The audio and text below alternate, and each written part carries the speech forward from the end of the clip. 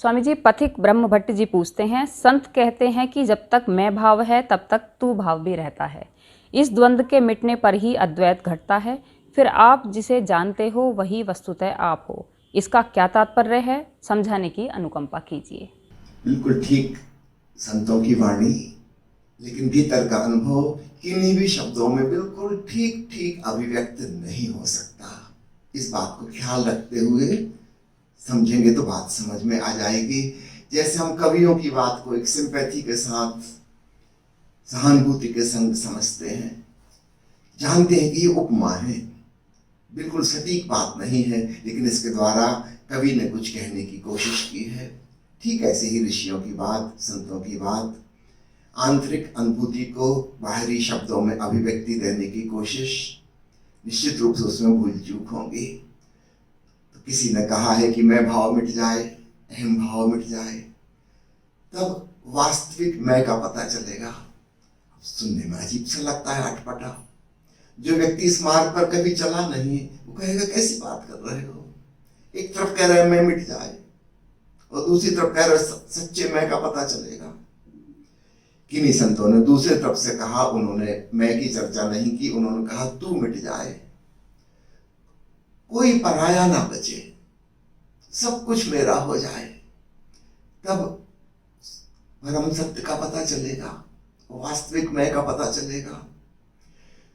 दोनों ने अपने अपने ढंग से बात बिल्कुल ठीक कही है, क्योंकि जहां मैं है वहां तू की छाया पड़ेगी, जहां तू है वहां मैं की छाया पड़ेगी।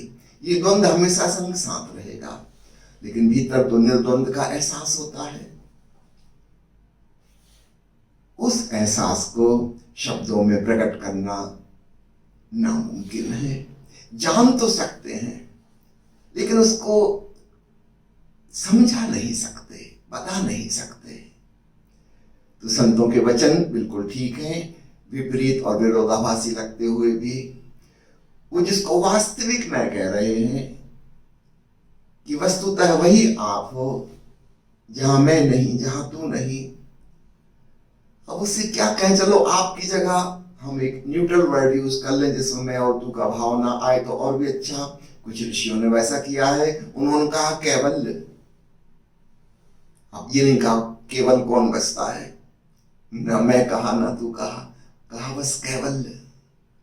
किसी ने कहा महाशून्य, न मैं न तू, कोई भी नहीं। यह भी एक ढंग से ठीक है। किसी ने कहा मैं ही मैं हूं, इस जहां में दूसरा कोई नहीं, ये भी ठीक है। तो एक अहम है, एक ब्रह्म है। कोई कहेगा अहम ब्रह्मास्मि। भाव उसका क्या है कि वो अहम वाली चीज तो बची ही नहीं, केवल भगवत्ता ब्रह्म।